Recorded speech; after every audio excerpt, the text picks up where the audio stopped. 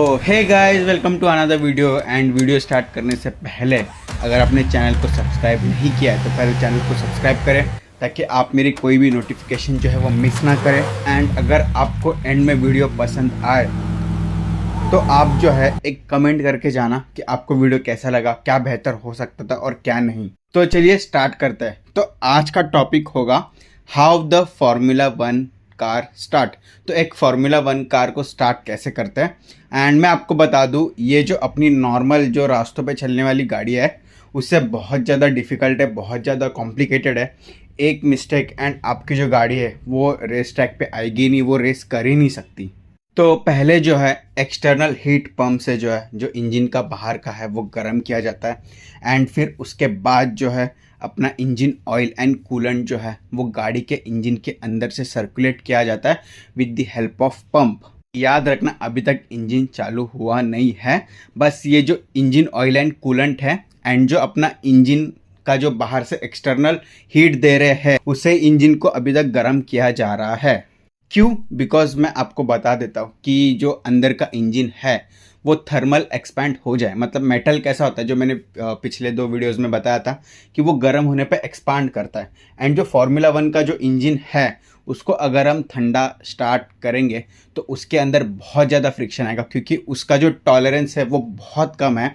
And high friction के कारण जो है वो इंटरनल इतना घिस घिस के पूरा मतलब ख़राब हो जाएगा। फिर आपको डाउट आएगा कि भाई ये इंजन इतना क्लोज फिटेड, जीरो मतलब एकदम क्लियरेंस टॉलरेंस जो भी होता है वो एकदम इतना कम क्यों होता है? क्यों? बिकॉज वाइब्रेशन कम करने के लिए जो इंजन है वो 15,000 आरपीएम पे जाता है।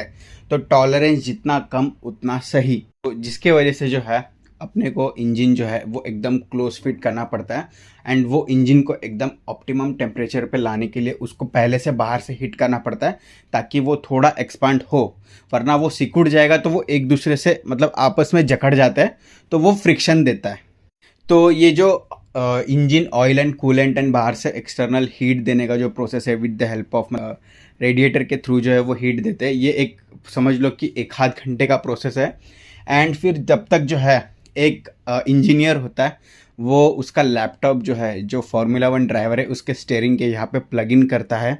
एंड जितनी भी सारी सेंसर्स है एंड जितने भी सारी सिस्टम्स है वो चेक करता है। हाँ, इस मोमेंट पे जो है वो 3 टाइप के लीवर होता है, P0, P1 and P2। P0 मतलब कि पूरा इंजन शटडाउन, P1 मतलब जो सिर्फ इलेक्ट्रॉनिक्स जो यूनिट है वो चालू होंगे, एंड P2 मतलब आपका गाड़ी जो है वो इग्निशन के लिए रेडी है।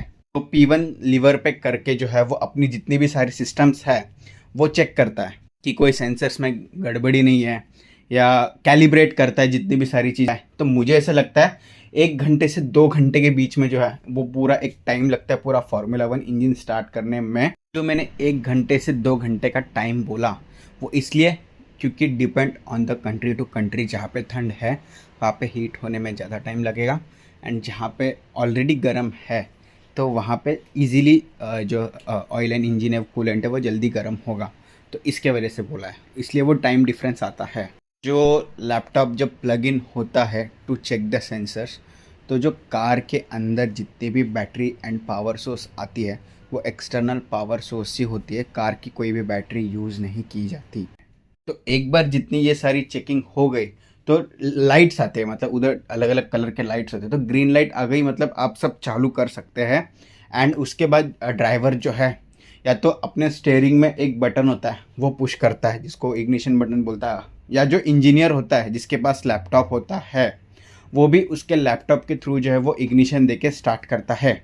अब यहाँ पे बहुत सारे लोगों को कन्फ्यूजन होगी कि जो इग्निशन है वो मिलती कैसे है, जो इनिशियल जो रोटर है वो घूमता कैसा है, तो इनिशियल जो पिस्टन है वो घूमता कैसा है। मुझे ये पता चला कि 2014 तक है, वहाँ तक जो है जो एक्सटर्नल स्टार्टर है उसकी हेल्प की जाती थी। मतलब एक रॉड है वो इंजन के पीछे से घुसाया जाता था गियर बॉक्स पे, एंड फिर जो है वो घुमाया जाता था, एंड फिर वो इनिशियल रोटेशन मिलती थी पिस्टन को, एंड फिर वो इग्निशन करते थे एंड उसकी वजह से चालू होता था। ये 2014 तक होता था। तो अब जो है वो मैं बताता हूँ कैसे होता है। तो बैटरी पहले से इंस्टॉल होती है। तो MGU के क्या करता है, जो बैटरी से जो एक माइन्यूट अमाउंट ऑफ एनर्जी है वो लेता है, एंड जो क्रैंकशाफ्ट में डाल के जो है वो उसके वजह से जो है वो इंजन घुमाता है। आप इंटरनेट पे देखोगे बहुत सारे वीडियोज़ है, वहाँ पे ऐसे शो करेंगे कि जो बाहर से एक रॉड डाली जाती है, बट अकॉर्डिंग टू 2026 जितना मैंने पढ़ा है वहाँ पे ऐसे शो किया है कि MG UK जो है, जो बैटरी की एनर्जी स्टोर्ड है उसको यूज़ करेगा एंड क्रैंकशाफ्ट को एक इनिशियल धक्का देगा जिसके वजह से पिस्टन घूमेगा, धक्का देगा इन द सेंस क्रैंकशाफ्ट को रोटेट करेगा, जिसके वजह से जो है वो अपना इंजन है वो ऊपर नीचे होगा एंड फिर इग्निशन चालू होगा एंड डन, आपकी फार्मूला 1 कार स्टार्ट हो गई। एंड ये जो है ये मैंने प्रोसेस जो है वो काफ़ी सिंपल लेमन टर्म्स में बताया है, इसके ऊपर बहुत सारी मतलब प्रोसीजर होती है। जब लैपटॉप पे चेक होता है तो फार्मूला 1 कार की सारी विंग से लेके जितनी भी सारी चीज़ें हैं, अपना हाइड्रोलिक प्रेशर एंड जितनी भी सारी चीज़ें हैं सब चेक होती है। ऐसा नहीं है कि बस कुछ पार्ट चेक होता है, इवन आप लैपटॉप से जो है वो इंजन को रेव भी कर सकते हो, लाइक एक दूसरी चीज़ जो होती है वो कनेक्ट करके आप उसको रेव भी कर सकते हो। तो सब कुछ होता है लैपटॉप से, मतलब एक फार्मूला 1 कार जो है वो पूरे लैपटॉप से ही चलती है एंड चेक होती है। जितना मैंने देखा है आसान भाषा में एक फार्मूला 1 को ऐसे ही स्टार्ट किया जाता है।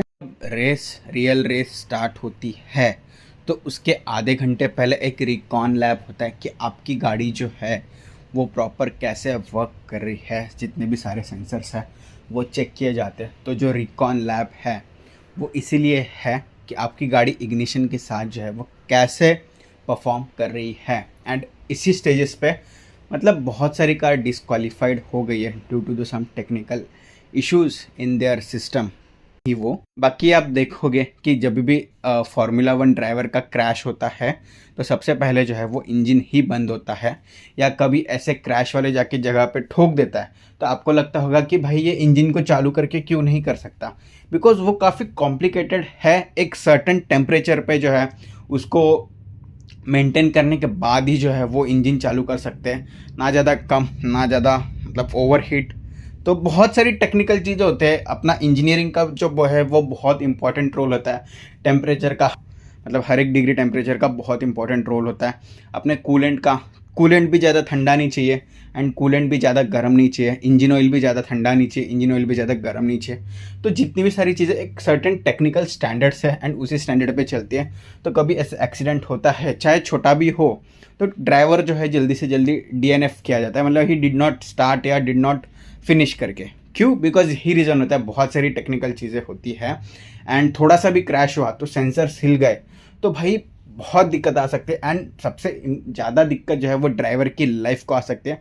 एंड ड्राइवर की लाइफ से बड़ी कोई भी फार्मूला 1 नहीं है, या ह्यूमन लाइफ से बड़ा कोई फार्मूला 1 है नहीं। तो यही सब रीज़न होता है।